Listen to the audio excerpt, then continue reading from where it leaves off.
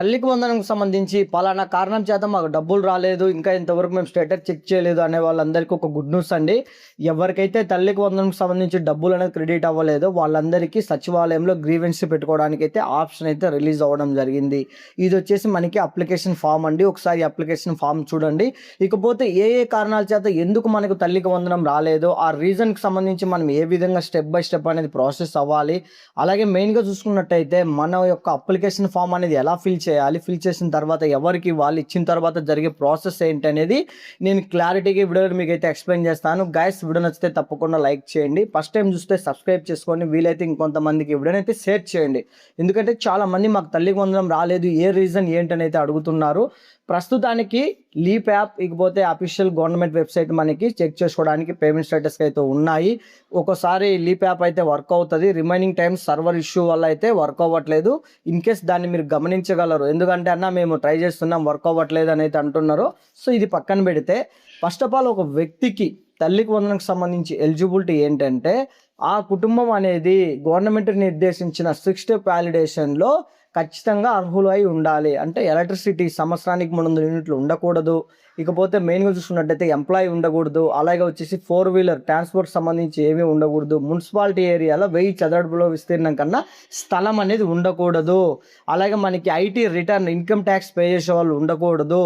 So land అనేది dry land, wet land అంటే మాగాని లేదా మెట్ట ఇలా టోటల్గా 10 ఎకరాల లోపు భూమి అనేది ఉండాలి. ఇలా ఈ 6 కారణాల చేత ఏ కారణం చేతైనా మీరు ఇనెలిజిబుల్ అయితే అలాంటి వాళ్ళందరూ సచివాలయంలో వెళ్ళి మళ్ళీ గ్రీవెన్స్ అనేది పెట్టుకోండి. గ్రీవెన్స్ అనేది పెట్టిన తర్వాత సపోజ్ ఇప్పుడు మనం ఎగ్జాంపుల్కి చూసుకున్నట్టయితే ఒక ఎలక్ట్రిసిటీ ప్రాబ్లం వల్ల నాకు తల్లికి వందనం రాలేదు.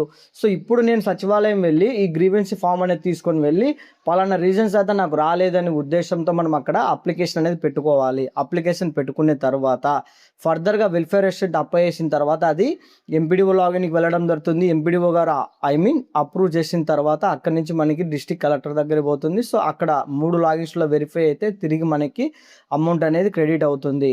సో ఇప్పుడు సపోర్టింగ్ డాక్యుమెంట్స్ ఏంటంటే మనకు సంబంధించి ఏదైనా సరే ఎలక్ట్రిసిటీ బిల్ అనేది వచ్చినప్పుడు మన దగ్గరలోని ఏఈ ఆఫీస్, కరెంట్ ఆఫీస్ దగ్గరికి వెళ్ళి ఒక సంవత్సర కాలంలో మన యొక్క ఇంటికి ఎంతెంత విద్యుత్ ఉత్పత్తి అనేది మనం ఖర్చు పెట్టుకున్నామో సో దానికి సంబంధించి ఒక పీడిఎఫ్ తీసేసుకొని మన పేరుతో వాళ్ళు ఒక సైన్ చేసి సిగ్నేచర్ వేస్తారు. ఆ డాక్యుమెంట్ అనేది తీసుకొని వచ్చి మనం సబ్మిట్ చేయాలి. ఈ విధంగా ల్యాండ్కి సంబంధించి విఆర్ఓ గారి దగ్గరికి, అలాగే మనకి ఏదైనా మున్సిపాలిటీ ఏరియాలో విస్తీర్ణం స్థలం ఎక్కువ ఉందని వస్తే మనకి కమిషనర్ ఎవరైతే ఉంటారో కమిషనర్ దగ్గరికి, అలాగే ఐటీ రిటర్న్ ఇన్కమ్ ట్యాక్స్ పని చేస్తే వాళ్ళు ఐటీ రిటర్న్ దగ్గరికి అయితే వాళ్ళ దగ్గరికి అయితే వెళ్ళాలి, సిఏ వాళ్ళ దగ్గరికి.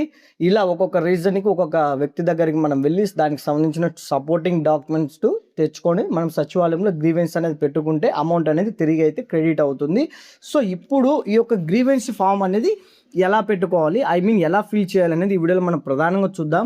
గైస్ మళ్ళీ అడుగుతున్నాను, వీడియో నచ్చితే లైక్ చేయండి. ఇన్ కేస్ ఈ వీడియో మీకు యూస్ఫుల్ అవుతుంది అనుకుంటే ఫ్రెండ్స్ అండ్ ఫ్యామిలీ మెంబర్కి షేర్ చేసి ఒక చిన్న కామెంట్ చేయండి, ఇంకా హ్యాపీ. ఇది వచ్చేసి మనకి గ్రీవెన్స్కి సంబంధించి తల్లికి వందనం అప్లికేషన్ ఫామ్ అండి. సో ఇక్కడ చూడండి, తల్లికి వందనం గ్రీవెన్స్ అప్లికేషన్ ఫామ్. ఇక్కడ వచ్చేసి దరఖాస్తుకి సంబంధించి మనము డీటెయిల్స్ అయితే ఫిల్ చేయాలి. సో ఇప్పుడు దరఖాస్తుదారుని పేరు, ఇకపోతే ఆధార్ నెంబరు, అలాగే ఇక్కడ చూడండి నేను మీకు ఒక్కొక్కటి జూమ్ చేసి క్లారిటీగా చూపిస్తాను. So rice card number, grievance రకం అంటే ప్రజెంట్ మనం ఏ కారణం చేత గ్రీవెన్స్ అనేది పెడుతున్నాం అనేది అయితే మీరు ఒకసారి క్లారిఫై చేసుకొని పలానా రీజన్ అనేది ఇక్కడ మెన్షన్ చేయాలి. స్టూడెంట్ పేరు, సో ఖచ్చితంగా స్టూడెంట్ పేరు అయితే ఉండాలి. దీనికి సపోర్ట్ మనకి చైల్డ్ ఐడి కావాలి.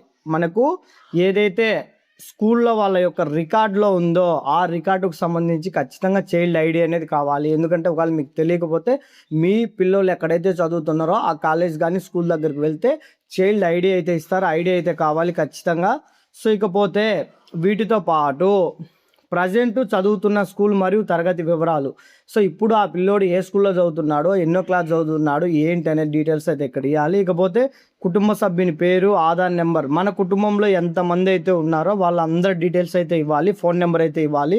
దరఖాస్తుదారుని అంటే మన చిల్డ్రన్స్కి అమౌంట్ అనేది క్రెడిట్ అవ్వలేదని మనమైతే అప్లై చేస్తున్నాము. తల్లిదండ్రుల పేరు, ఇకపోతే వాళ్ళ ఆధార్ నెంబర్, వాళ్ళ ఫోన్ నెంబరు, ఇకపోతే రైస్ కార్డ్ నెంబరు, ఇకపోతే అనర్హతకు మనకి ఎందువల్ల రాలేదు ఆ కారణం అయితే ఇవ్వాలి. ఇకపోతే గ్రీవెన్స్ రకం అయితే ఇవ్వాలి, చైల్డ్ ఐడి, స్టూడెంట్ పేరు, ఇకపోతే చదువుతున్న కాలేజ్ పేరు, స్కూల్. సో ఈ డీటెయిల్స్ అన్ని ఇచ్చిన తర్వాత వీటితో పాటు అడిషనల్గా మన కుటుంబంలో ఎంతమంది అయితే ఉన్నారో వాళ్ళ డీటెయిల్స్ అన్నీ మస్ట్ అండ్ షుడ్ బీగా అయితే ఇవ్వాలి. సపోజ్ ఇప్పుడు నేనే ఉన్నాను అనుకోండి, సో నా పేరు, మా మదర్ పేరు, మా నాన్న పేరు, మా రేషన్ కార్డులో ఉన్న వాళ్ళ పేర్లు, వాళ్ళ ఆధార్ నెంబరు, వాళ్ళకు సంబంధించి కుటుంబ పెద్దతో ఉన్న సంబంధం డీటెయిల్స్ అన్నీ ఇచ్చేసి, దరఖాస్తుదారు సంతకం అనేది అయితే ఇచ్చేసి, ఫోన్ నెంబర్ అనేది ఇచ్చేసి, మనకు సంబంధించి గ్రామ వార్డు సచివాలయం అంటే ఇప్పుడు ప్రజెంట్ స్వర్ణ గ్రామ వార్డు సచివాలయం అయితే అయ్యాయి. అక్కడికి వెళ్ళి వెల్ఫేర్ అసిస్టెంట్ దగ్గర ఈ అప్లికేషన్ అనేది పెట్టుకుంటే తల్లికి వందనకు సంబంధించి డబ్బులు అనేది మళ్ళీ మనం కనుక ఎలిజిబుల్ ఉంటే మళ్ళీ అమౌంట్ అనేది తిరిగి మనకు వేస్తారండి.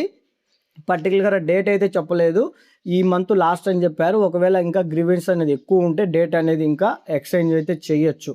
సో ఈ విధంగా ఎవరైతే మాకు తల్లికి వందనం డబ్బులు రాలేదని బాధపడుతున్నారో వాళ్ళందరూ ఒకసారి మీ స్టేటస్ చెక్ చేయండి. చెక్ చేసిన తర్వాత మీకు సంబంధించి సచివాలయంకి అయితే వెళ్ళేసి గ్రీవెన్స్ అయితే తప్పకుండా పెట్టుకోండి. ఇన్ కేస్ దీనికి సంబంధించి మీకు ఏమైనా డౌట్స్ ఉంటే కామెంట్ చేయండి. మరొక వీడియోతో మీ ముందుకైతే వస్తాను. వీడియో నచ్చితే తప్పకుండా లైక్ చేసి మీ ఫ్రెండ్స్ అండ్ ఫ్యామిలీ మెంబర్కి షేర్ చేస్తారు మనస్ఫూర్తిగా కోరుకుంటూ జై హింద్.